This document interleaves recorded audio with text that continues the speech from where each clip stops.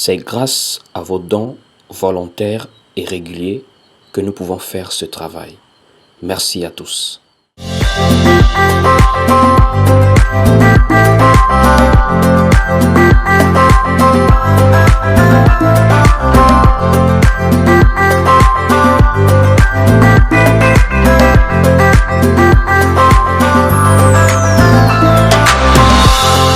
Ce soir, nous partageons par rapport à la position de la femme dans l'Église. Est-ce que la femme peut enseigner? Est-ce que la femme peut prêcher? C'est une question très importante qui revient même lorsqu'on a déjà enseigné dessus, mais c'est une question qui revient régulièrement. Voici pourquoi, pour sécuriser ce temps d'enseignement, je voudrais que vous ne cessiez de tapoter le live durant l'enseignement et de le partager également. On partage et on tapote. La femme peut-elle enseigner dans l'Église de Dieu? Alors, frères et sœurs, nous ne sommes pas ici dans les opinions, dans les points de vue, parce que chacun d'entre nous a son point de vue. Chacun d'entre nous a son regard sur le monde, sur la vie, sur les domaines de la vie. Ce que l'autre pense, l'autre ne le pense pas forcément. Et nous sommes libres de penser comme nous voulons. Mais seulement quand nous sommes dans les choses de Dieu, nous ne sommes pas censés penser comme nous voulons. Nous sommes censés obéir à la parole de Dieu, car Dieu est souverain. Dans l'Église, ce n'est pas le chacun pense comme il veut. Dans l'Église, c'est l'autorité de Dieu qui se fait respecter. Donc ici, nous n'allons pas prendre nos opinions. Il y a des gens qui estiment que la femme aujourd'hui peut faire les mêmes choses que l'homme. La femme travaille comme l'homme. La femme participe aux charges comme l'homme. Donc ici, c'est ce que la parole de Dieu dit. Ce que les saintes lettres peuvent nous véhiculer comme enseignement concernant le domaine de l'Église. Quelle est la position de la femme dans l'Église? Alors, à la base, il faut déjà savoir que le salut est accessible à tout être humain, à l'homme comme à la femme. Donc, quand nous parlons déjà d'être dans l'Église, corps de Christ, il n'y a pas de particularité ni de l'homme ni de la femme. Le salut est accessible à l'homme et à la femme au même titre, au même niveau. Parce que quand nous parlons de salut, il ne s'agit pas des responsabilités dans l'église locale, des services que nous pouvons faire pour Dieu pendant que nous sommes encore sur la terre en assemblée. Il s'agit ici de l'âme qui est sauvée. Et à ce niveau, il n'y a pas de différence entre l'homme et la femme. Et nous allons lire des passages basiques pour déjà commencer à faire entrer quelqu'un dans la pensée que, dès le départ, l'homme et la femme sont tous deux des sauvés par le Seigneur Jésus-Christ. Ils sont tous deux des enfants de Dieu, des brebis du Seigneur. Allons-y lire par exemple le livre de Jean chapitre 3 au verset 16. Jean 3, 16, le passage que plusieurs personnes connaissent. Nous allons rapidement le lire. Jean chapitre 3 au verset 16, allons-y. Jean 3, 16, il est écrit ici, « Car Dieu a tant aimé le monde qu'il a donné son Fils unique, afin que quiconque croit en lui ne périsse point, mais qu'il ait la vie éternelle. » Donc ici, on ne dit pas l'homme, on ne dit pas la femme, on dit quiconque. Le quiconque signifie en réalité n'importe qui. Donc déjà à la base, tout le monde est appelé au salut, pour ceux qui croient, et à l'homme et à la femme. Voici pourquoi Romain peut nous faire comprendre que tous ont péché. En réalité, bien qu'il y a eu des responsabilités différentes au jardin d'Éden, quand Dieu a puni l'homme et la femme, mais les deux au moins sont péchés. Donc la parole nous rappelle que tous sont péchés et sont privés de la gloire de Dieu, l'homme comme la femme. Voici pourquoi, lorsque nous parlons du salut, il n'y a plus de différence entre l'homme et la femme parce que les deux ont reçu la grâce d'être sauvés. Parce que les deux étaient condamnés par rapport aux conséquences du péché qui était la mort.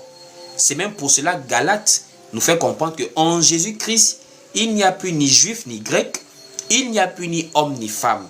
C'est vrai qu'on va prendre ce passage plus tard que d'autres utilisent pour faire prêcher les femmes, mais en réalité, ce passage-ci, à la base, parle du salut, qui est maintenant accessible à tout le monde.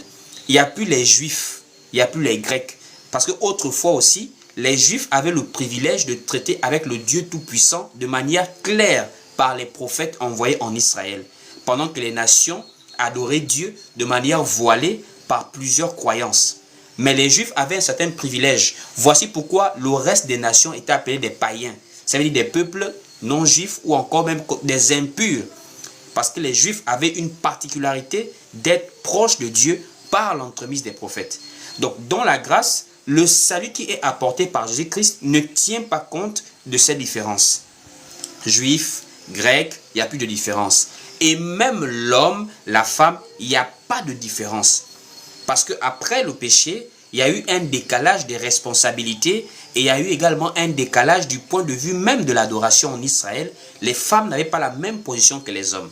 Donc quand Jésus-Christ arrive, Jésus-Christ ramène la femme à la même position que l'homme par rapport au salut. Les deux sont sauvés parce qu'ils croient en Jésus-Christ.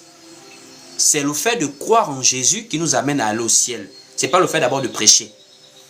Ce n'est pas parce que je prêche là que j'irai au ciel d'abord. J'irai au ciel parce que je crois en Jésus. Si tu fais autre chose à part croire en Jésus, tu ne peux pas aller au ciel. Parce que Jésus est celui par qui on va au ciel. C'est en croyant en lui. Donc une femme qui croit en Jésus est sauvée au même titre qu'un homme qui croit en Jésus. Ça c'est la base. Nous parlons du salut. Si tout le monde a compris cela, on va maintenant rentrer dans la position de la femme étant membre de l'église. Parce que l'église est un corps dont nous sommes tous les membres à la base. L'église, ce n'est pas comme on voit de nos jours, chacun a sa dénomination, chacun a son pasteur, chacun a sa doctrine. Vous partez chez les témoins de Jéhovah, ils ont leur doctrine, ils ont même leur version biblique. Vous partez chez les catholiques, ils ont leur version biblique, 73 livres je crois. Vous partez chez les protestants, chez les éveillés, chacun a sa doctrine. Mais la véritable église de Jésus-Christ, elle est une seule église. Ça veut dire le corps de Christ représenté spirituellement comme étant la maison de Dieu. Cette église véritable, elle n'a pas de dénomination, elle n'a pas de différence d'enseignement. C'est le même esprit, c'est le même enseignement, c'est la même doctrine. Donc cette église, elle est une seule spirituellement et elle se représente par plusieurs membres que nous sommes. En réalité, je suis là, je prêche la sainte doctrine, mais je ne suis pas le seul qui prêche la sainte doctrine. Il y a aussi d'autres personnes, même si on ne se connaît pas, mais le fait qu'ils prêchent la sainte doctrine des apôtres, comme je le fais ici, nous sommes membres du même corps. C'est comme ce corps qui a plusieurs membres, l'église est également ce corps ayant plusieurs membres. Tapez 1 Corinthiens chapitre 12 au verset 12. Il est écrit ici dans 1 Corinthiens 12 au verset 12. Car, comme le corps est un et a plusieurs membres, et comme tous les membres du corps, malgré leur nombre, ne forment qu'un seul corps, ainsi en est-il de Christ. Donc à la base, on nous fait comprendre que spirituellement, l'homme, la femme, tous ceux qui croient en Jésus, spirituellement forment un. Dieu ne nous voit pas que non, ça c'est sexe masculin quand il s'agit du salut. Le salut n'a rien à voir avec le sexe. Donc quand nous sommes sauvés là, au ciel il n'y aura pas de sexe. Voici pourquoi nous serons comme des anges au ciel. Là-bas on ne va plus avoir les différences. Là c'est l'homme et la femme, ça c'est l'attirance. Là. Au ciel, quand il s'agit du salut, nous sommes un. Et cela se représente déjà depuis le corps de Christ. Maintenant, nous continuons au verset 13. On dit ici, nous avons tous en effet été baptisés dans un seul esprit pour former un seul corps, soit juif, soit grec, soit esclave, soit libre. Nous avons tous été abreuvés d'un seul esprit. Vous voyez qu'on répète même encore, soit juif, soit grec. À peu près ce qu'on dit dans Galates. En fait, on essaie de montrer ici que quand on parle du salut, quand on parle de l'esprit qui revient dans l'homme, l'esprit ne tient pas compte du sexe. L'esprit tient compte de la foi en Jésus. C'est pareil, cet esprit est réservé à ceux qui ont la foi en Jésus à l'église. On descend au verset 14. Ainsi, le corps n'est pas un seul membre, mais il est formé de plusieurs membres. Si le pied disait parce que je ne suis pas la main, je ne suis pas du corps, ne serait-il pas du corps pour cela? Et si l'oreille disait parce que je ne suis pas un œil, je ne suis pas du corps, ne serait-elle point pour cela du corps? Si tout le corps était l'œil, où serait l'ouïe? S'il était tout lui, où serait l'odorat? Maintenant, Dieu a placé chacun des membres dans le corps comme il a voulu. Et si tous étaient un seul membre, où serait-ce le corps? Maintenant donc, il y a plusieurs membres et un seul corps. Donc ici, on est en train clairement de nous montrer que nous sommes plusieurs membres du corps, mais le corps est un. Par rapport à la notion du salut en Jésus-Christ, par rapport au Saint-Esprit que nous avons reçu depuis le jour de la Pentecôte. Ici, là, il ne s'agit pas encore du service dans l'Église. Ici, il s'agit de notre nature divine qui nous donne accès à la grâce de Dieu. Voici pourquoi Apocalypse nous rappelle que Christ a fait de nous un royaume de sacrificateurs. Ça veut dire chacun pour sa part a maintenant l'accès à la présence de Dieu par Jésus-Christ. Donc jusqu'ici, on ne marginalise pas la femme. Jusqu'ici, la femme est comme l'homme. Nous sommes tous des brebis du Seigneur. Jusqu'ici, il ne s'agit pas de donner des responsabilités à X ou Y. Jusqu'ici, l'homme et la femme sont tous deux disciples de Jésus-Christ. Ils sont tous deux appelés à être sauvés. Quand on est entré par ici, il faut maintenant asseoir l'enseignement. Nous voudrions savoir, est-ce que l'Église, tout le monde fait la même chose? L'apôtre Paul avait posé une question très importante dans le livre de 1 Corinthiens chapitre 11. L'apôtre Paul pose la question. La nature elle-même ne vous enseigne-t-elle pas? Il n'y a qu'au marché où il n'y a pas de règles. C'est-à-dire quand tu vas au marché, tu vas à gauche, tu vas à droite, tu vas devant, derrière, tu circules comme tu veux. Mais lorsqu'on veut faire commencer à fonctionner quelque chose où il y a des humains, la première base, c'est l'ordre. Pour qu'une famille marche, il faut de l'ordre. Il faut un qui a la tête, il faut des responsabilités partagées, décentralisées. Pour qu'une nation marche, il faut de l'ordre. Ce qu'on inscrit dans la Constitution, c'est l'ensemble des lois qui régissent le fonctionnement d'un État, d'un pays, etc., etc. Mais n'oubliez pas que l'Église est un peuple. Et en tant que peuple, nous marchons également comme étant une race. Nous devenons une nation, tout un peuple à nous. Et ce peuple-là, l'apôtre Paul rappelle qu'attention, l'Église n'est pas un marché où quelqu'un se lève un bon matin, j'ai vu Jésus en rêve, il m'a dit. Non, non, non, doucement. De la même manière que dans un pays, on a d'abord fait l'effort d'inscrire la Constitution afin que cette Constitution permette la base de la vie sociétale, de la même manière dans l'Église, pour éviter des déviations. Puisque chacun a son cœur, chacun a sa sensibilité, chacun a sa manière de voir. Il y a des gens qui sont là, ah mais la femme, moi ça ne me dérange pas. Mais dans l'Église, on ne doit pas marcher avec les ça ne te dérange pas. Dans l'Église, ce n'est pas ton dérangement qu'on doit chercher à voir. Dans l'Église, il faut l'ordre. Et l'apôtre Paul rappelle ça maintenant à l'Église dans le livre de 1 Corinthiens chapitre 14 au verset 33. On va lire ça ensemble. 1 Corinthiens chapitre 14 au verset 33. L'apôtre Paul va maintenant appuyer en disant attention, l'Église de Dieu n'est pas une église de désordre. Lisons ensemble 1 Corinthiens 14 verset 33. Il est écrit ici. Car Dieu n'est pas un Dieu de désordre, mais de paix, comme dans toutes les églises des saints. On n'a pas dit comme à l'église des saints de Corinthe. On a dit comme dans toutes les églises des saints. Donc déjà à la base, quand on parle des assemblées locales, on commence à établir l'ordre. Depuis l'aspect spirituel, même depuis l'aspect spirituel, nous sommes le corps, mais à la tête, nous avons un chef. C'est Christ qui est la tête de l'église. Et nous savons tous que ce qui dirige mes mouvements-là, c'est ma tête. Tout vient depuis la tête. Si je fais ça, en réalité, ce n'est pas le bras qui se lève un bon matin. C'est le cerveau qui envoie des informations par les nerfs au bras et le bras commence à bouger. Donc, de la même manière, nous, en tant que membres du corps de Christ, nous ne bougeons pas de nous-mêmes. Le doigt n'a pas de cerveau, le doigt ne réfléchit pas. Le doigt exécute les informations que lui donne le cerveau. Donc nous dans l'église, l'ordre dans lequel nous marchons, c'est qu'on ne vient pas faire des choses de nous-mêmes. On vient faire des choses par rapport aux ordres que nous recevons de la tête, qui est Christ. Nous recevons des informations de la tête qui est Christ. Or, Christ a déjà laissé des recommandations, a déjà laissé un canevas sur lequel nous évoluons. C'est ce canevas qui a servi de base, de fondement aux premiers apôtres qui sont restés juste après le départ du Seigneur.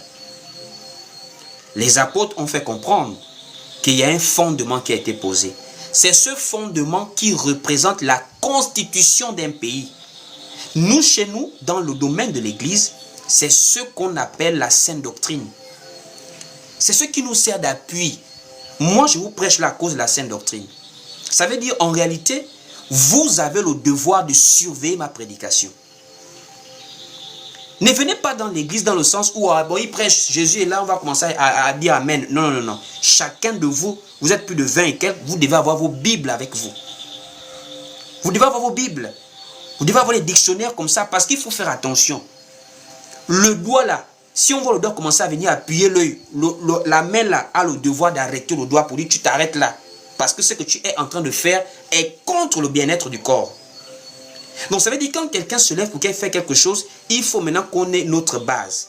Est-ce que ce que la personne fait, est-ce que ce que la personne est en train de dire là, c'est concordant avec ce qui est écrit comme base de la parole? Alors on va aller pas à pas. Est-ce que la femme peut servir Dieu? Oui, la femme sert Dieu. Puisque ce n'est pas moi. L'apôtre Paul avait répété les paroles du prophète Joël en disant « Quand l'Esprit viendra dans l'Église, il y aura une effusion du Saint-Esprit de telle sorte à ce que les femmes seront des servantes.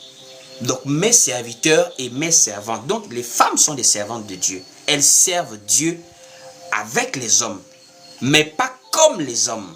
C'est différent.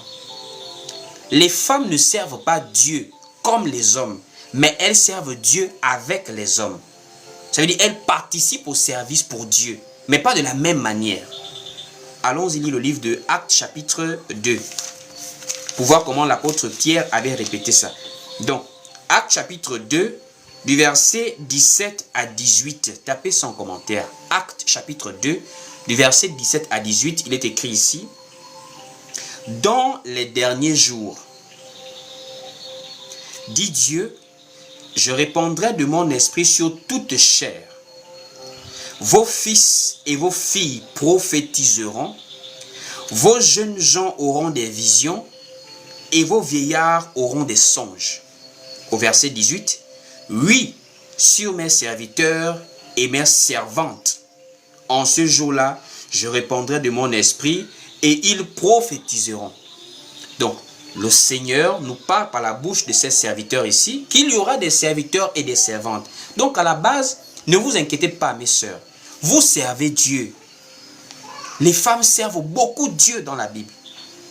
Mais, il faut maintenant qu'on parte voir comment elles servent Dieu. Nous ne sommes pas ici dans le siècle présent.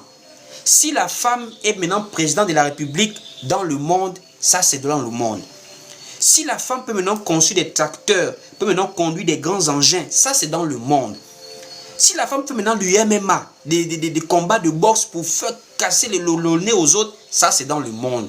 Nous sommes ici en tant que peuple de Dieu. Ayons nos réunions en nous, quand on dit, comme on dit, le linge ça se lève en famille. Qu'est-ce que la parole de Dieu nous dit par rapport au service de la femme dans l'église? Jésus, quand il est venu sur la terre et qu'il a commencé son ministère pour aller à la croix, ce n'est pas après son départ qu'on a vu les gens commencer à servir. Il y avait des gens qui ont servi, Jésus était encore de son vivant. Jésus n'a pas discriminé la femme. Jésus a amené les femmes auprès de lui comme les hommes. Donc à la base, ce n'est pas une affaire de la Pentecôte. Laissez d'abord la Pentecôte tranquille. Jésus lui-même, le souverain pasteur, le souverain sacrificateur de la nouvelle alliance, comment a-t-il fait Où a-t-il positionné la femme dans le service? On va aller lire. À la base, Jésus, quand il établit les hommes, il les envoie prêcher. Jésus va se retirer pour aller choisir les 12 apôtres. Il va en prière, il va en isolement. Quand il revient, Jésus choisit 12 apôtres. Nous sommes dans Matthieu chapitre 10. Il y avait des femmes, hein? Il y avait des femmes. Et on va lire ça bibliquement que les femmes servaient Jésus. Les femmes l'accompagnaient. Donc Jésus n'a pas choisi 12 apôtres parce qu'il y avait un manquant des femmes. Non, non, non, non. Quand Jésus choisit les 12 apôtres, il y a des femmes là. Mais Jésus fait le choix déjà de 12 hommes.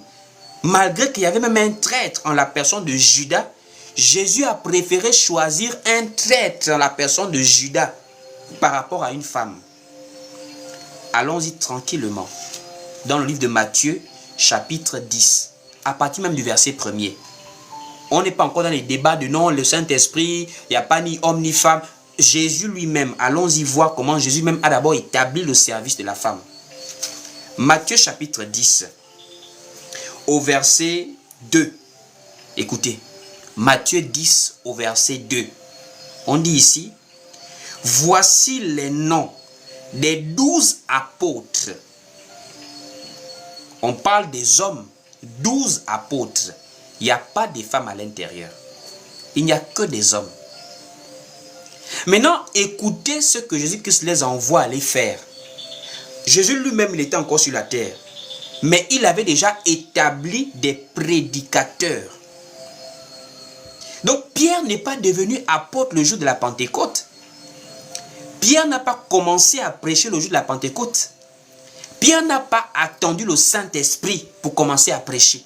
Non, non, non. Parce qu'on a l'impression que les gens croient que c'est le Saint-Esprit qui donne la possibilité aux apôtres de prêcher. Alors que non, les apôtres prêchaient déjà avant même que le Saint-Esprit n'arrive pour conduire l'Église. Allons-y au verset 7 de Matthieu chapitre 10 là. Au verset 7. Qu'est-ce qui est écrit au verset 7 de Matthieu 10 en question?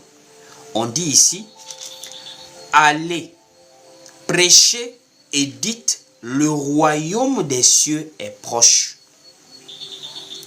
Ici, Jésus envoie les apôtres. Il n'y a pas des femmes qui est dans le lot des gens qu'on envoie. Et Jésus les envoie aller faire quoi? Aller prêcher. Donc les hommes prêchaient déjà, ayant l'autorisation, ayant le mandat du Seigneur lui-même, vivant avec eux encore sur la terre en chair. Maintenant, quelle était la position des femmes à cette époque-là? Les femmes aussi servaient. Ne croyez pas que les femmes ne servaient pas. Les femmes servaient auprès de Jésus. Seulement, ce n'était pas de la même manière. Les hommes servaient par la prédication, par la parole, et les femmes servaient par la libéralité, le soutien matériel. On va aller lire Luc au chapitre 8. On va prendre le livre de Luc chapitre 8 à partir du verset 1er. Luc chapitre 8 du verset 1er au verset 3. On va maintenant lire le côté des femmes, ce qu'elles faisaient auprès de Jésus. Les hommes, eux, ils prêchaient.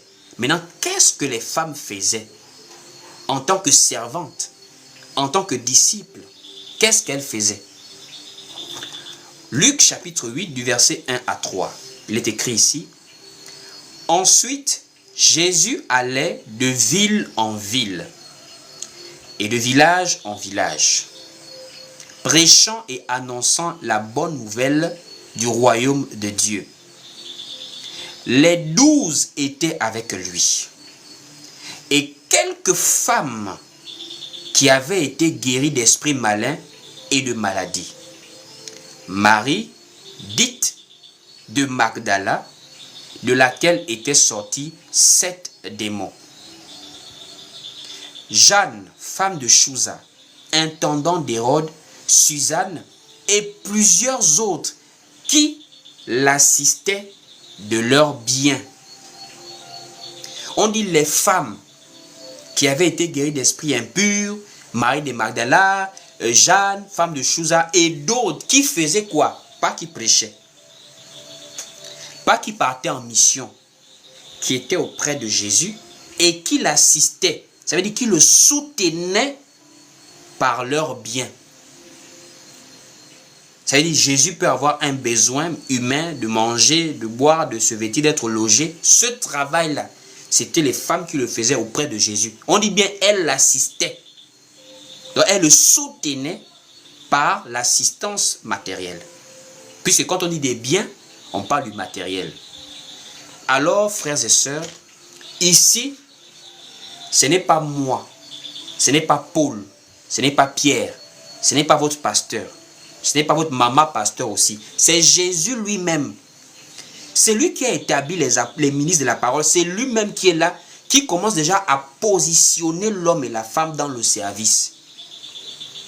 C'est Jésus qui a établi les dons ministériels. C'est même pas le Saint-Esprit.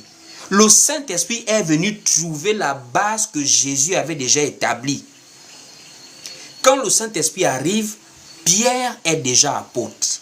Jean est déjà apôtre. Jacques est déjà apôtre. Il y a 12 apôtres. On avait même remplacé Judas par Matthias. Donc, ils sont déjà tranquilles au complet. Voici pourquoi le livre d'Éphésiens fait le rappel de cela. Oh non, j'ai vu un ange en rêve qui m'a dit, va prêcher, c'est une femme. Mais Jésus, l'apôtre Paul avait dit, celui qui est monté, c'est le même qui est descendu. Étant monté, il a amené les hommes des dons. Allons-y, le livre de Éphésiens chapitre 2. Éphésiens au chapitre 2, on va lire ensemble. À partir du verset, voilà. À partir du verset 8. Éphésiens chapitre 2 à partir du verset 8. On va lire ensemble. Il est écrit ici dans Éphésiens 2, dès le verset 8. C'est pourquoi il est dit, étant monté en haut, il a amené des captifs et il a fait des dons aux hommes. Or, que signifie il est monté sinon qu'il est aussi descendu dans les régions inférieures de la terre? On continue. Celui qui est descendu, c'est le même qui est monté au-dessus de tous les cieux, afin de remplir toutes choses. Et il a donné les uns comme apôtres, les autres comme prophètes, les autres comme évangélistes, les autres comme pasteurs et docteurs. On dit c'est celui qui est monté, qui est descendu là, en remontant, qui a fait des dons aux hommes. Qui a fait cela? C'est le Seigneur Jésus-Christ qui est parti par la mort dans les régions inférieures de la terre et qui est remonté pour aller au-dessus de tous les cieux. C'est celui-là qui a établi. Mais depuis son vivant, il avait déjà réparti les rôles de l'homme et de la femme au sein même du service. Voici pourquoi depuis le vivant de Jésus, on ne voit pas une femme exercer le ministère de la parole. Parce que prêcher est un service. Quand on parle de ministère, on parle de service. Prêcher est un service. C'est le ministère de la prédication. Le ministère de la parole. C'est ce que l'apôtre Pierre avait fait comprendre quand on a choisi les diacres. Pierre avait dit, et nous les apôtres établis là, on va se consacrer au ministère de la parole. Ça veut dire on se consacre au service de l'enseignement. Ce service de l'enseignement, depuis Jésus lui-même, jusqu'au temps des apôtres, après le Saint-Esprit, on n'a pas vu une femme exercer ce ministère de la parole. Ça veut dire ce service de l'enseignement. Quand on quitte le Seigneur Jésus, juste avant qu'il ne soit enlevé, il appelle les apôtres pour leur dire, allez, faites de toutes les nations des disciples. Ce verset-là a été pendant des siècles même le verset que les femmes ont utilisé pour dire, Jésus a dit, allez, faites de toutes les nations des disciples. Maintenant, je viens vous poser la question, à qui Jésus a-t-il dit, allez, faites de toutes les nations des disciples? Parce que les femmes prennent ce verset pour dire, Jésus a dit, allez, il y avait les hommes et les femmes le jour-là. Ah bon? Quand je vous dis, ayez les Bibles pour lire, Jésus a dit, allez, faites de toutes les nations des disciples. Il a dit ça à ses apôtres. Il n'a pas dit ça aux femmes. Et on va aller lire le livre de Matthieu chapitre 28 à partir du verset 16. Pour maintenant comprendre que, donc quand Jésus avait dit le grand verset populaire qui dit, allez, faites de toutes les nations des disciples, ce n'était pas aux femmes. Les femmes n'étaient pas là avec Jésus. Jésus s'adressait aux hommes, à ses apôtres. Allons-y lire Matthieu 28 au verset 16. Matthieu chapitre 28 au verset 16. Allons-y lire ça ensemble. Il est écrit ici dans Matthieu chapitre 28, dès le verset 16. Vous-même écoutez la lecture. Écoutez vous-même la lecture. Il est écrit ici dans Matthieu 28 au verset 16. Les 11 disciples allèrent en Galilée, sur la montagne que Jésus leur avait désignée.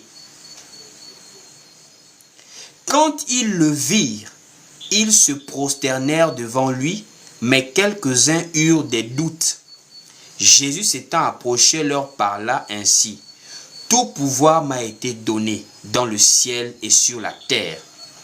Allez, faites de toutes les nations des disciples, les baptisant au nom du Père, du Fils et du Saint-Esprit. Et enseignez-leur à observer tout ce que je vous ai prescrit. Et voici, je suis avec vous tous les jours jusqu'à la fin du monde. Donc, quand Jésus était sur la terre, durant son ministère terrestre pour aller à la croix, Jésus a fait prêcher les hommes. Il a établi les 12 apôtres pour prêcher. Et les femmes l'assistaient de leur bien.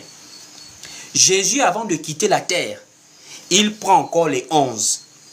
En dehors de Judas, on n'avait pas encore remplacé Matthias. Il prend les 11. C'est aux 11, aux hommes, pas aux femmes. C'est aux hommes à qui Jésus avait dit, allez, faites de toutes les nations des disciples. Il n'a pas, retenez ça aujourd'hui, il n'a pas dit ça aux femmes. Il a dit ça aux hommes. On progresse. On est dans Actes chapitre 1, chapitre 2. Le Saint-Esprit arrive. Quand le Saint-Esprit arrive, le Saint-Esprit se répand dans l'Église. L'apôtre Pierre prend la parole. Pourquoi l'apôtre Pierre prend la parole? En réalité, les gens pensent que l'apôtre Pierre s'est mis à parler comme ça. L'apôtre Pierre ne s'est pas mis à parler comme ça. Non, il faut bien suivre l'enseignement. L'apôtre Pierre avait répondu à des gens qui se moquaient des disciples parce que les gens ne comprenaient pas ce qui se passait. Les gens croyaient que les disciples étaient en train de délirer avec le vin. Donc quand l'apôtre Pierre vient maintenant répondre, il est en train de faire comprendre que ce n'est pas ce que vous croyez. On n'est pas bourré. Mais c'est ici ce que le prophète Joël avait annoncé. Que le Saint-Esprit viendra sur toute chair. Toute chair, là veut dire homme et femme, fils et fille. Parce que le Saint-Esprit ne prendra plus compte du sexe. Lui, en tant qu'esprit, il vient pour conduire l'enfant de Dieu. Mais ce n'est pas le Saint-Esprit qui a établi d'abord le service. C'est le Seigneur lui-même. Mais le Saint-Esprit vient donner la puissance pour permettre aux enfants de Dieu, aux apôtres, à l'Église de démarrer maintenant. On va aller lire maintenant dans Actes chapitre 2 pour voir comment ça s'est passé. Donc Actes chapitre 2, premièrement au verset 1er, pour voir effectivement comment le Saint-Esprit est arrivé. Donc Actes chapitre 2 au verset 1er.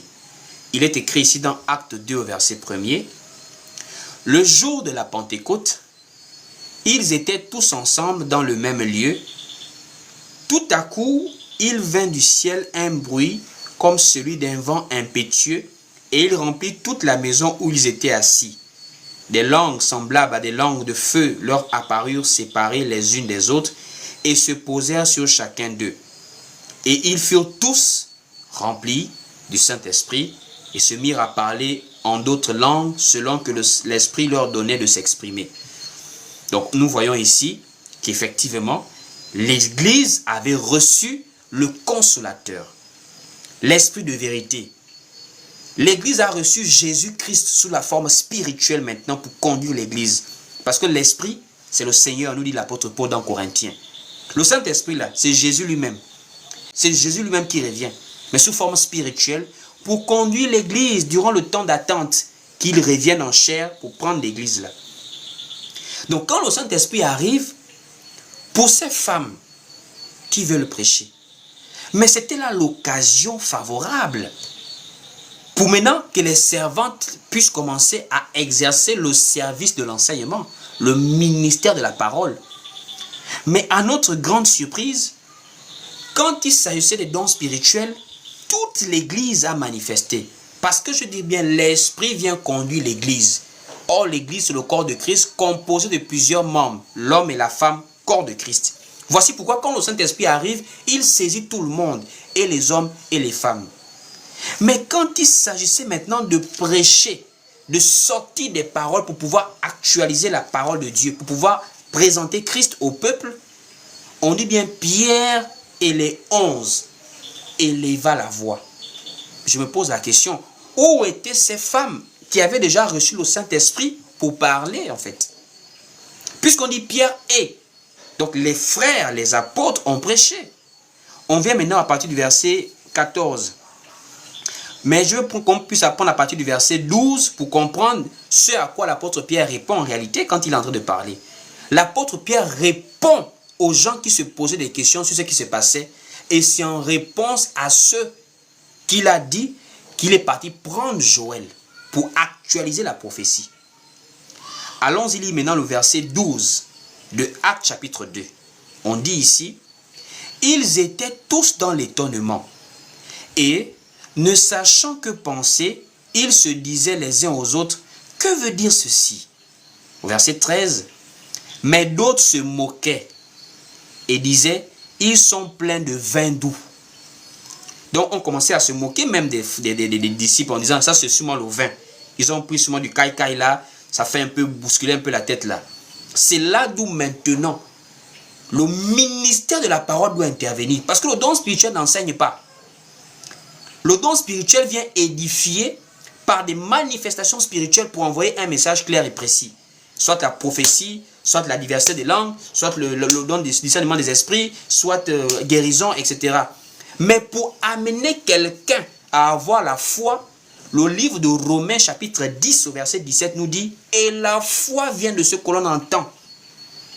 Et ce que l'on entend vient de la parole de Christ. » Donc pour pouvoir maintenant édifier, amener ces incrédules à comprendre ce qui s'est passé, il fallait maintenant que le ministère de la parole entre en scène. Il fallait maintenant que ceux qui ont le mandat d'enseigner puissent se lever. Là, ce n'était pas les dons spirituels. Là, c'était maintenant pour pouvoir prendre les Écritures et expliquer. Là, maintenant, les femmes se sont tues. Elles ont laissé la place à ceux qui sont habilités à venir maintenant déposer la semence dans les cœurs pour susciter la foi.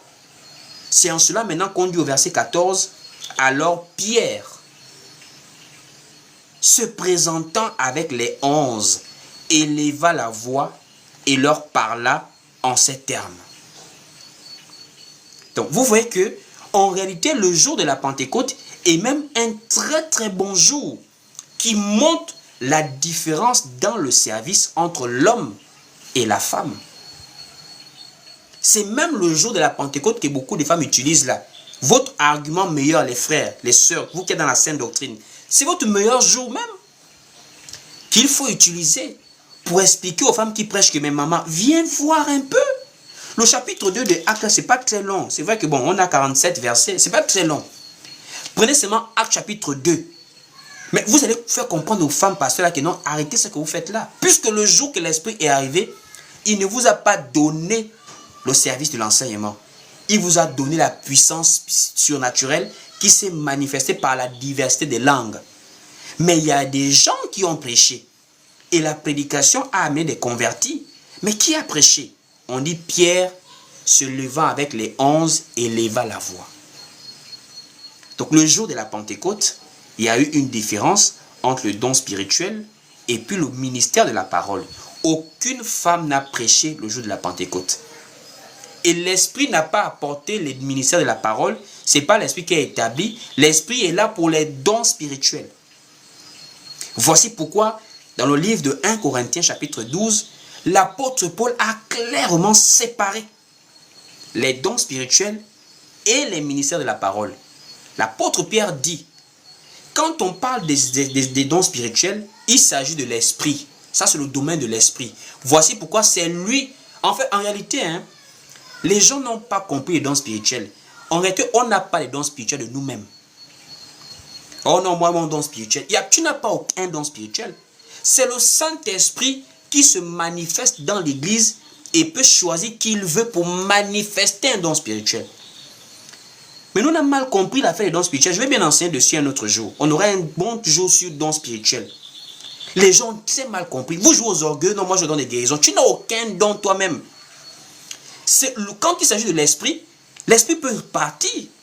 Voici pourquoi on dit, la parole dit, n'attristez pas l'esprit. N'éteignez même pas. Parce que quand tu attristes l'esprit, il peut s'éloigner. Ça veut dire quoi? Tu peux manifester une grâce et tu peux perdre la grâce, surtout quand c'est don spirituel. C'est différent du don de service. Les gens qui chantent, par exemple, ce n'est pas un don spirituel, c'est un don de service. C'est comme un talent naturel. Tu sais bien parler. Ce n'est pas un don spirituel, ça c'est talent naturel, c'est un don de service. Tu sais vraiment gérer certaines choses. Mais quand il s'agit du domaine de l'esprit, c'est lui qui manifeste en nous. Donc tant que nous sommes dans le Seigneur, conforme à sa parole, il se manifeste abondamment en nous. Mais quand tu l'attristes, il peut diminuer sa manifestation en toi et tu ne manifestes plus le don spirituel. Donc, don spirituel, là, ce n'est pas pour toi. Tu n'as pas un don propre à toi. C'est l'esprit qui peut te choisir pour manifester régulièrement un don spirituel. Donc, l'apôtre Paul va rappeler ça aux Corinthiens. Qu'attention, l'esprit, là, il manifeste ça comme il veut dans l'église. Parce que c'est son domaine. C'est lui qui dispose les dons en nous. Allons-y pour le livre de 1 Corinthiens, chapitre 12. Pour comprendre. À partir du verset 4 à 5, je crois. 1 Corinthiens, chapitre 12, du verset 4 à 5. Il est écrit ici, dans 1 Corinthiens, chapitre 12, du verset 4 à 5, on dit bien, « Il y a diversité de dons, mais le même esprit. » On dit diversité de dons, mais le même esprit. Ça veut dire, quand on parle du don spirituel, on parle du domaine de l'esprit parce que c'est la puissance qui a été promise dans Actes, chapitre 1er au verset 8. Souvenez-vous, quand le Seigneur est en train de parler aux apôtres de la venue du consolateur du Saint-Esprit, il va leur dire une parole un peu troublante. Il parle du Saint-Esprit, mais il dit une puissance survenant sur vous. Alors qu'il parle du Saint-Esprit, mais il dit une puissance survenant sur vous. Mais c'est la puissance là que le Saint-Esprit apporte. On ne le voit pas physiquement, on ne le voit pas au Saint-Esprit, mais on le ressent dans la vie des gens parce qu'il manifeste. Quelqu'un est malade, il te saisit, tu pries pour la personne et la personne est guérie. C'est la puissance là qui atteste que l'Esprit Saint travaille en nous, dans l'Église. Voici pourquoi quand il arrive, c'est lui qui s'occupe de cette puissance-là. On parle diversité des langues, guérison, miracles, diversité interprétation des langues, discernement des esprits. Ça, c'est la puissance que le Saint-Esprit manifeste. Mais quand il s'agit du domaine, du ministère de la parole, là, ce n'est pas l'Esprit. Là, c'est le Seigneur qui établit. Au verset 5, on dit, diversité de ministères, mais le même Seigneur. Parce que pour prêcher la parole, pour être établi, c'est le Seigneur qui établit. Et il établit par sa parole dans l'église. Déjà le modèle que lui-même il a présenté, il a mis les femmes pour l'assister de leurs biens, il a mis les hommes pour l'accompagner dans la prédication. Vous voyez un peu. Donc, le jour de la Pentecôte, aucune femme n'a prêché, mais les hommes ont prêché. Alors, avant de donner la position claire que les apôtres ont donnée, je m'en vais d'abord répondre à beaucoup d'arguments que les gens utilisent souvent. Ils disent souvent en Jésus, il n'y a plus ni homme, ni femme, ni juif, ni grec. On va aller lire cela tout doucement. On va lire Galates. On va lire Galates qu'ils prennent très très régulièrement pour dire en Jésus, il n'y a plus ni homme, ni femme. Voilà. Donc, Galates chapitre 3 au verset 28. Galates chapitre 3 au verset 28. Beaucoup de personnes disent souvent ici, nous voyons que le Saint-Esprit ne tient pas compte de sexe. On dit ici, il n'y a plus ni juif ni grec, il n'y a plus ni esclave ni libre, il n'y a plus ni homme ni femme, car tous vous êtes un en Jésus. Il n'y a plus ni homme ni femme, car vous êtes tous un en Jésus. Je voudrais que vous puissiez bien comprendre où je vous amène. On dit bien, il n'y a plus ni homme ni femme, car vous êtes tous un en Jésus. Bon, on va aller doucement, doucement. Vous êtes tous un en Jésus. Est-ce que je n'ai pas déjà parlé de ça là sur le live? Quelqu'un nous a expliqué ça. Et il a pris le même passage en disant hommes et femmes. C'est le livre de 1 Corinthiens 12 là. Au verset 12. Le mot vous êtes tous un en Jésus. L'apôtre Paul nous rappelle ça quand il s'agit de parler de l'église en tant que corps de Christ. On ne parle pas des responsabilités dans le ministère. On parle de membres du corps de Christ. Ça veut dire les sauvés, les enfants de Dieu, les nés de nouveau. C'est ceux-là qui sont concernés par le corps de Christ, qui sont concernés par la venue du Saint-Esprit. Le Saint-Esprit vient pour travailler dans l'église. Et l'église, c'est le corps de Christ. Or, le corps de Christ, c'est nous tous ensemble. Et dans ce corps-là, on ne distingue ni homme, ni femme, ni juif, ni grec. Tous ceux qui ont accepté Jésus-Christ, que tu sois juif, que tu sois grec, gabonais, congolais, que tu sois homme ou femme, libre ou esclave, tu es un en Jésus-Christ. Et la même chose, l'apôtre Paul va le répéter. 1 Corinthiens 12 là. 1 Corinthiens 12 au verset 13. Les mêmes choses que Galates nous dit là. Il répète ça aux Corinthiens. Alors que les Corinthiens, il leur parle du Saint-Esprit. On lit au verset maintenant 13 de 1 Corinthiens 12. On dit ici, nous avons tous en effet été baptisés dans un seul esprit pour former un seul corps, soit juif, soit grec, soit esclave, soit libre, et nous avons tous été abreuvés d'un seul esprit. Mais on est en train de parler du salut par le Seigneur Jésus-Christ qui nous envoie son esprit en ce temps de la fin, en attendant qu'il vienne nous chercher. Donc ça n'a rien à voir avec le sacerdoce de la prédication, avec le service dans l'église. On est en train de parler du salut et de la nature du chrétien qui est église, qui forme l'église, corps de Christ spirituellement. Parce que dans le livre de Éphésiens chapitre 2, au verset 21 à 22, on nous révèle que l'église là, c'est pas comme vous voyez des gens sont en train de marcher. Spirituellement, nous sommes une maison. Nous sommes le temple du Saint-Esprit. Nous sommes l'habitation de Dieu en esprit. Or, l'habitation de Dieu là, c'est le Saint-Esprit qui vient maintenant y résider. Voici pourquoi on parle de l'habitation de Dieu, un temple saint dans le Seigneur. Allons-y lire effectivement le livre de Éphésiens chapitre 2 au verset 21 à 22. Vous allez comprendre. Éphésiens chapitre 2 du verset 21 à 22. Donc, Éphésiens 2 du verset 21 à 22, il est écrit ici. En lui, tout l'édifice bien coordonné s'élève pour être un temple saint dans le Seigneur. En lui, vous êtes aussi édifiés pour être une habitation de Dieu en esprit. Or, qui dit habitation de Dieu, mais dit effectivement les sauvés, dit ceux qui ont obtenu le salut par l'acceptation de la parole de Christ, ceux qui ont la foi en Jésus.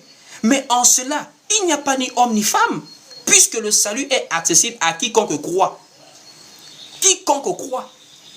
Ce n'est pas à des gens, c'est-à-dire que toi tu ne dois pas croire, toi tu dois croire. Non, quiconque croit, selon la prédestination que Dieu fait à chacun, il est sauvé directement. Le brigand à la croix a cru, il a été sauvé. Corneille a cru à la prédication de l'apôtre Pierre, il a été sauvé, comme vous et moi. Voici pourquoi on est sauvé par la foi en Jésus-Christ, le don de Dieu qui nous fait aujourd'hui. Et en cela, on ne distingue pas les races, on ne distingue pas les sexes. Ça n'a rien à voir avec le service dans l'église qui est un service d'ordre. Depuis sous la loi, il y avait l'ordre. On établissait les sacrificateurs. On établissait parce qu'il fallait de l'ordre. Ce n'était pas n'importe qui se levait un bon matin. Je vais servir Dieu. C'est Dieu qui établissait. Et dans la grâce, l'ordre continue. Ce n'est plus le même sacerdoce, mais l'ordre continue. Dans l'alliance de Christ, que Christ nous apporte, la grâce, il a établi aussi un ordre où la femme sert Dieu, mais d'une manière différente de l'homme. Donc, Galates que les gens prennent là, ils ne comprennent pas qu'il s'agit du salut et de l'identité spirituelle que nous avons en étant un en Jésus-Christ dans l'Église. Pas les différenciations de sexe, de race ou de classe sociale. Parce que dans l'Église, on ne tient pas compte de toutes ces choses. On a cru, nous sommes tous des frères et des sœurs en Jésus. Voici pourquoi spirituellement nous représentons tous une femme. Mais l'Église est une femme spirituelle. On voit dans la parabole de Matthieu chapitre 25 comment nous allons à la rencontre de l'époux. Donc en cela, on ne va plus voir que dedans là-bas, est-ce qu'il y a des sexes? Non, non, non. L'esprit vient dans un corps spirituel et ce corps-là n'est pas, on ne voit pas les sexe à gauche, sexe à droite. Donc en cela, ce n'est pas un argument pour dire que les femmes peuvent prêcher. On quitte Galates, on part dans le livre on va prendre les évangiles, où les femmes disent, c'est parce que elles ont vu les premiers à la résurrection de Jésus-Christ, c'est pour cela elles peuvent prêcher. Parce que Jésus a dit aux femmes d'aller. Il n'y a pas de problème. Il faut aller examiner ce texte avec beaucoup de précision. Jésus a envoyé la femme où? Et Jésus a envoyé les apôtres où? C'est la différence fondamentale qu'il faut déjà voir. Qui sont les destinataires de l'envoi de Jésus par rapport à la femme ou encore aux hommes qu'il avait envoyés? On va prendre deux passages pour seulement comparer l'envoi. Prenons le livre de Jean. On va prendre Jean et on va prendre Matthieu. Donc, nous savons tous que dans Matthieu, on a tous lu ça. Matthieu chapitre 28, du verset 16 à 20, Jésus a envoyé des hommes. Allez, faites de toutes les nations des disciples. Il a dit ça aux hommes, pas aux femmes. Maintenant, Jésus a envoyé la femme qu'il a vue ressusciter, la première. Mais qu'est-ce qu'il lui a dit exactement? Est-ce qu'il a envoyé de la même manière qu'il a envoyé les apôtres? Prenons le livre de Jean, chapitre 21.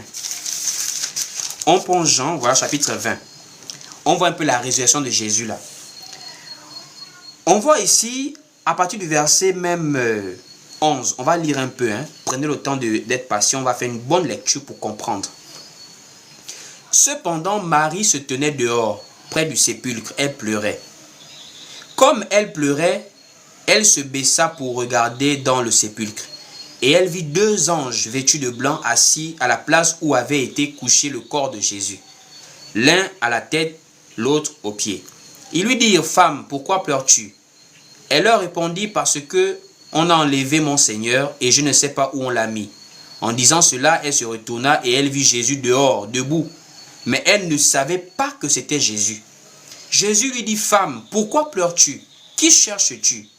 Elle, pensant que c'était le jardinier, le même Jésus qu'elle connaissait, elle n'arrivait pas à le reconnaître là, face à face comme ça. Là. Jésus dit, tu pleures quoi? Elle ne reconnaît pas Jésus. Elle pense. Elle pense que c'est le jardinier.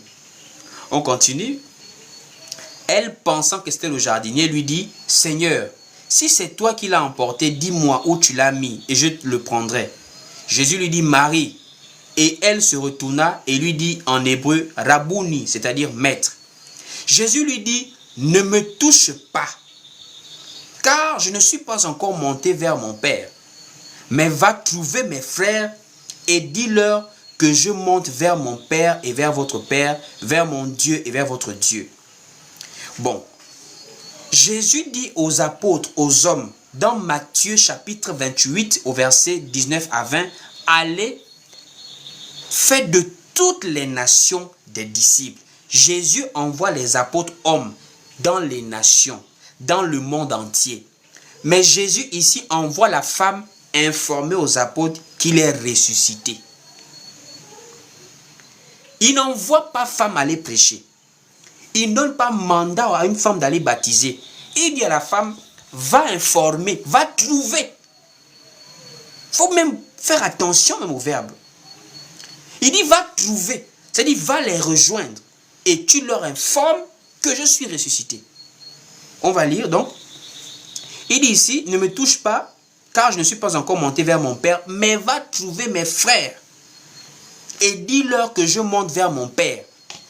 Va informer, va leur dire.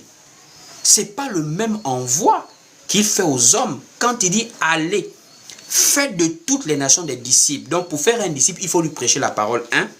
2. Les baptisant au nom du Père, du Fils et du Saint-Esprit. 2.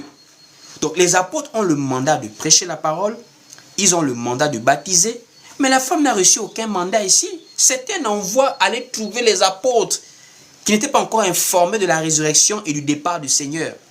C'est tout. Donc ça c'est 1. Deuxième des choses, Jésus fait une différence un peu troublante dans ce passage entre la femme, entre Marie et Thomas par exemple. Il fait comprendre à Marie, ne me touche pas, car je ne suis pas encore monté vers mon Père. Mais le même Thomas, le même Jésus qui dit à Marie, ne me touche pas, il va apparaître aux apôtres quelques temps plus tard, il n'était pas encore monté, et il dit maintenant à Thomas, toi touche-moi, mets ton doigt même dans mes mains. Thomas est qui?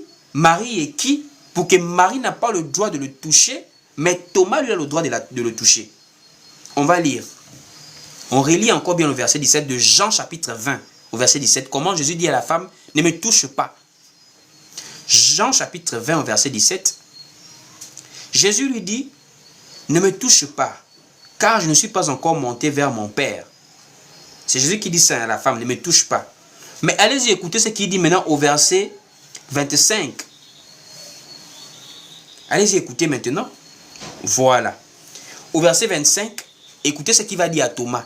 Il a interdit à la femme de le toucher, hein, mais il va dire à l'homme, toi tu peux me toucher.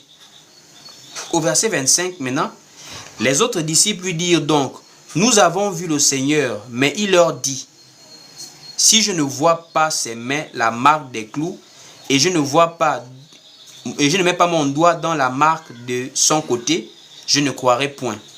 8 jours après, les disciples de Jésus étaient de nouveau dans la maison, et Thomas se trouvait avec eux. Jésus vint, les portes étant fermées, se présenta au milieu d'eux et dit, la paix soit avec vous. Puis il dit à Thomas, avance ici ton doigt et regarde mes mains. Avance aussi ta main et mets-la dans mon côté et ne sois pas incrédule, mais crois. Thomas a le droit de toucher Jésus ressuscité, mais Marie n'a pas ce droit-là. Il faut qu'on se pose la question, qu'est-ce qui se passe? Comment Thomas il a ce droit-là? Marie aussi voulait peut-être bien savoir, me mettre. Non, il dit ne me touche pas, toi ne me touche pas. Mais il dit à Thomas, non, toi touche-moi même très bien. Alors le frère Charles pose la question justement, pourquoi il interdit à la femme de le toucher? Simplement parce que le Jésus qui est ressuscité n'est plus le même Jésus qui a été crucifié. Jésus était dans un corps de chair. Voici pourquoi on connaissait tous que c'était Jésus. Mais Jésus qui est ressuscité a repris sa position initiale. Il est redevenu parole. Ça veut dire là maintenant il a un corps incorruptible. Voici pourquoi il apparaît sans passer par la porte. Quand il vient trouver les apôtres, on dit les portes étant fermées. Donc Jésus avait ce corps glorieux que quand il rentre, il ne passe pas par la porte. Et je peux relire ça pour vous. On dit ici au verset 26 de Jean chapitre 20 là. On dit 8 jours après, les disciples de Jésus étaient de nouveau dans la maison et Thomas se trouvait avec eux. Jésus vint, les portes étant fermées, se présenta au milieu d'eux. Donc Jésus, on ne le reconnaissait plus par son visage. Déjà, Marie elle-même ne l'a pas reconnu. Elle a confondu au jardinier. 2, Jésus entre dans une pièce, dans un endroit, il ne passe pas par la porte, il apparaît. 3, les propres disciples de Jésus ne l'ont pas reconnu sur le chemin d'Emmaüs alors que c'était leur maître. Jésus a marché avec eux pendant une distance, ils ne savaient pas que c'était Jésus. Mais à quel moment ils ont reconnu que c'est Jésus? Ils se sont rappelés que, mais ce monsieur-là, quand il nous parlait des Écritures, notre cœur brûlait dedans de nous. Donc en un mot, le Jésus ressuscité s'est fait maintenant reconnaître par la parole. Or la parole, c'est ce que les hommes ont le mandat de manipuler. Voici pourquoi l'apôtre Pierre a dit, nous allons nous consacrer au ministère de la parole. Et cette parole-là, les femmes n'ont pas le droit de manipuler cela.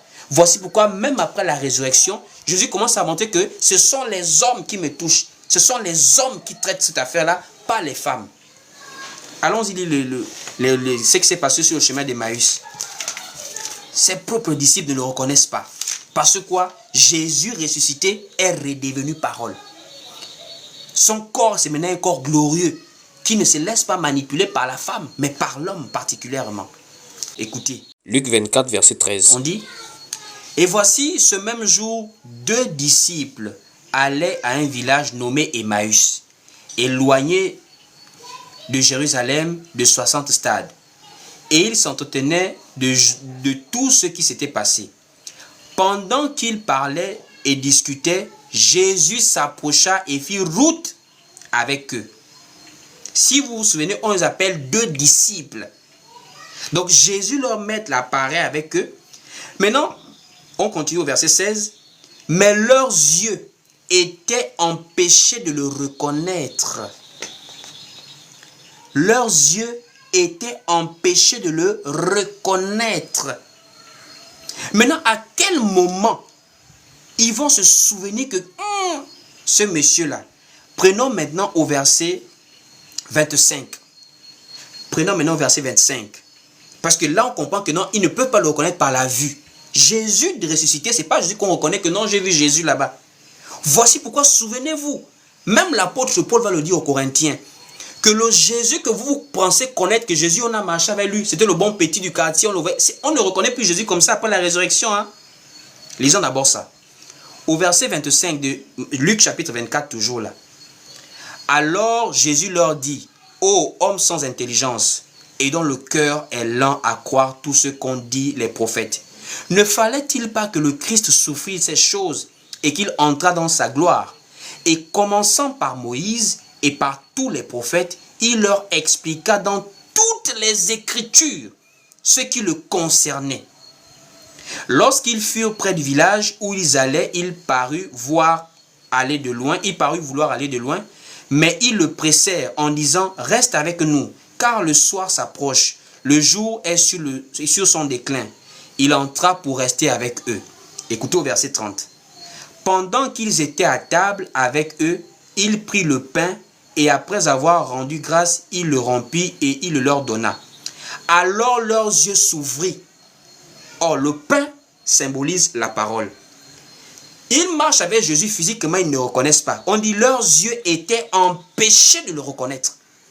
Mais quand Jésus prend du pain et qu'il leur donne, on dit leurs yeux s'ouvrirent. Or, Jésus dit dans le livre de Jean qu'il est le pain des vies. Or, le pain des vies, c'est la parole de l'âme. C'est la parole qui nourrit nos âmes. Donc, quand Jésus donne le pain qui symbolise la parole, il permet maintenant aux gens de le reconnaître. Parce que le Jésus d'après la résurrection, on le reconnaît à travers sa parole. Donc, on continue ici. On dit, pendant qu'ils étaient à table, voilà, avec eux, il prit du pain et après l'avoir rendu grâce, il le rompit, il le leur donna. Alors leurs yeux s'ouvrirent et ils le reconnurent, mais il disparut de devant eux. Ils se dirent l'un à l'autre, notre cœur ne brûlait-il pas au-dedans de nous lorsqu'il nous parlait en chemin et nous expliquait les Écritures? Donc le Jésus d'après la résurrection, il n'a pas permis que la femme le touche parce que le Jésus là, c'est maintenant le Jésus qu'on touche par l'Écriture, qu'on reconnaît par l'Écriture. Voici pourquoi l'apôtre Paul va dire ça autrement aux Corinthiens. Dans 2 Corinthiens chapitre 5 au verset 16. Allons-y lire ce passage-là. 2 Corinthiens chapitre 5 au verset 16. Il est écrit ici dans 2 Corinthiens chapitre 5 au verset 16. Écoutez ce que l'apôtre Paul va dire. Paul, il va parler de ça là différemment. Paul dit dans 2 Corinthiens chapitre 5 au verset 16. Ainsi, dès maintenant, nous ne connaissons personne selon la chair. Et si nous avons connu Christ selon la chair, maintenant, nous ne le connaissons pas de cette manière. Il dit maintenant là, nous ne le connaissons plus comme ça. C'est-à-dire aujourd'hui là, tu ne peux pas me parler de Jésus, tu peux dessiner un dessin, un monsieur qui a des longs cheveux, avec des yeux bleus, il est tout blanc comme un Français ou bien comme un Britannique, ça c'est pas Jésus. Notre Jésus aujourd'hui, on le reconnaît par la parole. Et cette parole-là, ce sont les hommes qui la manipulent dans l'église. Ce sont les hommes qui travaillent dans la prédication. Donc la résurrection de Jésus, les femmes qui sont parties là, ce n'est pas un argument pour dire que les femmes prêchent. Jésus n'a pas envoyé Marie dans les nations. Jésus a envoyé Marie retrouver les apôtres pour leur dire qu'ils montent vers le Père. Mais quand il était en face des apôtres, il leur a dit, allez, faites de toutes les nations des disciples. Et pour terminer avec la femme samaritaine, il y a tellement d'arguments. Alors on prend le cas de la femme samaritaine. Dans Jean chapitre 4, où on voit comment Jésus-Christ discute avec la femme samaritaine. Et à un moment donné, quand elle a cru, elle a laissé tomber sa cruche et elle est partie informer aux Samaritains. Elle n'est pas allée prêcher, elle n'est pas allée baptiser, elle est allée s'informer en s'interrogeant. Même la forme de phrase qu'elle utilise, c'est une phrase interrogative. Alors qu'un prédicateur de l'évangile ne s'interroge pas, il prêche avec certitude et autorité. Mais la femme samaritaine, elle allait s'interroger avec ses frères samaritains par rapport à Jésus. Alors que nous, quand on prêche la parole, on ne s'interroge pas. On dit ce que le Seigneur nous demande de dire par sa parole. Prenons le livre de Jean chapitre 4 à partir du verset 28. Jean chapitre 4 à partir du verset 28. Jean chapitre 4 à partir du verset 28, il est écrit ici, on va lire. Jean 4 dès le verset 28. Alors la femme ayant laissé sa cruche s'en alla dans la ville et dit aux gens, venez voir un homme qui m'a dit tout ce que j'ai fait. Ne serait-ce point le Christ? Ne serait-ce point le Christ? On dit ici, il sortit de la ville et il vint vers lui. Mais les détails que les gens ne lisent pas souvent. Donc en réalité, la femme samaritaine là, elle a amené les gens à Jésus. Elle n'est pas allée s'établir en Samarie pour prêcher. Elle a dit venez oh. Et eux ils sont venus vraiment vers Jésus quoi. Au verset 30, on dit bien sûr verset 31. Au verset 30, il sortit de la ville et vers lui. Pendant ce temps, les disciples le pressaient de manger, rabbi, etc. On descend maintenant à partir du verset 39 pour voir ce qui s'est passé à la fin. Ils ont cru à la parole, mais il y a eu un détail qui sont revenus dire à la femme samaritaine. Ils ont cru. La femme samaritaine est partie leur informer que oui, il y a un homme qui dit que le Christ, c'est Jésus. Ils ont cru à cela. Mais avant d'aller un peu plus loin, ils ont d'abord stoppé la femme samaritaine pour dire, maman, on te respecte beaucoup, hein. Tu as fait un bon boulot pour nous informer que Jésus c'est le Christ, c'est lui là. Mais attention, si nous croyons maintenant aujourd'hui là, c'est pas parce que c'est toi qui nous as prêché, hein. Non, non, non. Nous-mêmes, on est parti le voir. Et on croit parce que lui-même nous a parlé. Et parce que même les Samaritains savaient que non, la sémence ne vient pas d'une femme. Ce n'est pas une femme qui peut nous prêcher, nous faire de nous des disciples. Au verset 39 à 40, écoutez ce qui se passe. Au verset 39, plusieurs Samaritains de cette ville crurent en Jésus à cause de cette déclaration formelle de la femme. Il m'a dit tout ce que j'ai fait. Elle n'a pas prêché les mystères. Elle est partie faire témoignage. Heureusement que la phrase est là. Ceux qui connaissent l'émission qu'on appelle au Club 700, l'émission des témoignages là. Mais voilà une maman qui faisait bien l'émission là en question. Et écoutez ce qu'elle est partie dire. Ce qui est bien, c'est que les apôtres, on a leur prédication. On a la prédication de l'apôtre Paul, de l'apôtre Pierre, de l'apôtre Jacques, de l'apôtre Jean et beaucoup d'autres. Mais la femme samaritaine, elle n'est pas allée prêcher. Elle est allée déclarer ce que Jésus avait dit par rapport à sa vie à elle. C'était une femme qui avait une vie tellement terrible. Elle a plusieurs hommes qu'elle a connus. Même le monsieur qui vivait avec elle n'était pas son mari. Donc en vérité, Jésus l'avait amenée à la repentance par rapport à la vie qu'elle menait. Donc, ayant été troublée par toutes ces informations que Jésus donnait, elle a dit non, non, le monsieur là c'est quand même un prophète, ça c'est le Christ. Et elle est partie informer aux Samaritains pour dire, ce monsieur là, il m'a dit tout ce que j'ai fait. Donc quand ils ont écouté ce témoignage, ça a suscité en eux de la foi. Mais après, ils sont allés bien auprès de Jésus pour bien écouter maintenant la parole. Et ils sont venus redire à la femme samaritaine que non, c'est maintenant lui-même qui nous a maintenant bien parlé. On croit maintenant à cause de lui-même. On continue ici, on disait ici, au verset 40 maintenant. Aussi, quand les Samaritains vinrent le trouver, et ils le prièrent de rester auprès d'eux. Et il resta là 2 jours. un beaucoup plus grand nombre crut à cause de sa parole. À cause de sa parole. La parole de Jésus lui-même. Et il disait à la femme samaritaine, ce n'est plus à cause de ce que tu as dit que nous croyons, car nous l'avons entendu nous-mêmes et nous savons qu'il est vraiment le sauveur du monde. Donc mes sœurs, n'utilisez plus la femme samaritaine comme argument pour faire ce que vous faites là. Laissez la pauvre maman tranquille. Elle n'a pas prêché et elle n'a pas certainement voulu que vous veniez amener votre féminisme là pour utiliser son nom pour maintenant prêcher, mesdames. Donc la femme samaritaine n'est pas un argument pour permettre aux femmes de prêcher. Alors, ils vont encore prendre des Déborah pour dire Déborah était prophétesse en Israël. On va aller voir ce qui s'est passé avec Déborah. Parce que quand les gens entendent prophétesse, dans leur tête, c'est qu'elle est vraiment dans le sacerdoce, quoi. Alors qu'en Israël, il y avait ceux qui travaillaient à la tente d'assignation. Ceux qui servaient Dieu, les sacrificateurs et tout cela. Il n'y avait pas les femmes dans ça. Mais quand on disait prophétesse, à l'époque, le Saint-Esprit n'était pas permanent comme nous dans l'église. Il pouvait venir parfois dans quelques personnes particulières, telles que les prophètes, telles que quelques femmes, comme ces prophétesses-là, telles que les rois. Donc, c'était des gens particuliers. Ça ne veut pas dire qu'ils avaient tous le même rôle, ils faisaient tous la même chose. La preuve, c'est qu'ils pouvaient venir sur des rois, David, Salomon, etc. Ils pouvaient venir sur des prophètes. Ils pouvaient aussi venir sur des femmes pieuses qui servaient Dieu. À l'exemple des Déborah, comme ça, c'était d'abord des femmes qui servaient Dieu. Mais Déborah n'était pas prophétesse comme Ésaïe, comme Jérémie. Et Déborah ne parlait pas au peuple en tant que sentinelle. Déborah ne parlait pas au peuple. Attention, le livre d'Ézéchiel, chapitre 33, nous parle des sentinelles. La sentinelle avertit le peuple. Pas des gens individuellement. C'est la différence entre le don spirituel de la prophétie et le ministère prophétique. Quand quelqu'un est prophète du ministère, c'est le peuple, c'est le camp.